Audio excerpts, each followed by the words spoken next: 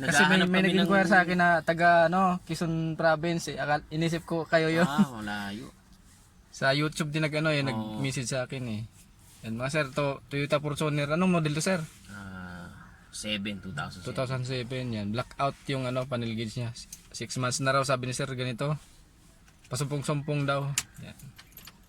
Yan, naka-on na yan pero wala, hindi gumana. Pag mainit sir gana. Huwag lang siya kakaroon. Yan, andar yan mga sir pero wala. Wala talaga Yan. Blackout. Buksan natin to.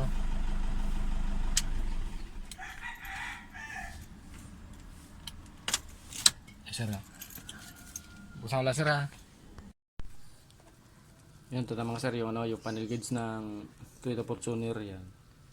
Buksan natin ito para ma-repair na. Blackout issue mga sir. Galing lang sila na sa Litran Dasma. Lapit lang sila dito. Yan. Buksan natin mga sir para maayos na dito.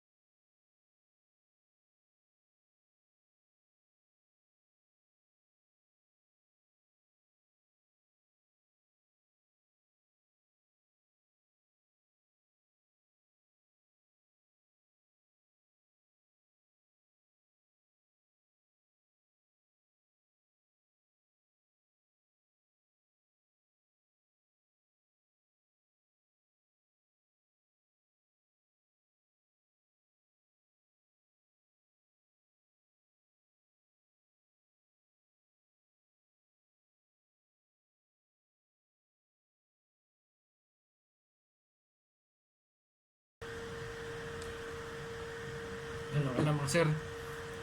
I-assemble lang natin ulit ito para ikabit na dun sa mismong unit. Ayan ito mga sir, isalpak na natin to dun sa unit. Ayos na to. Goods na to. Dating blackout. Ngayon, testing na natin kung blackout pa rin. Ayan, okay na mga sir. Yung it's the light yung panel gauge.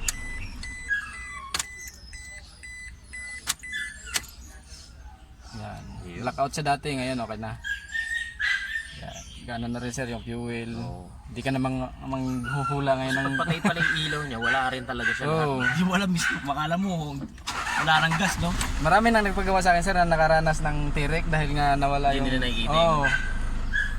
Hindi mo alam, overheat na pala, no? Overheat yan. Importante talaga yung dalawa na yan Sa kakilala ko naman, dahil nga natatakot siya mabusan, karga siya ng karga. Hindi niya nalaman puno yung niya. Gano'n naman yung kanya. At kahit pa paano, at least lagi siyang may gas, no? Kasi hindi niya nakikita Kadas may madaan ng gasolinahan, papagas. Takot siya, baka matiri ka.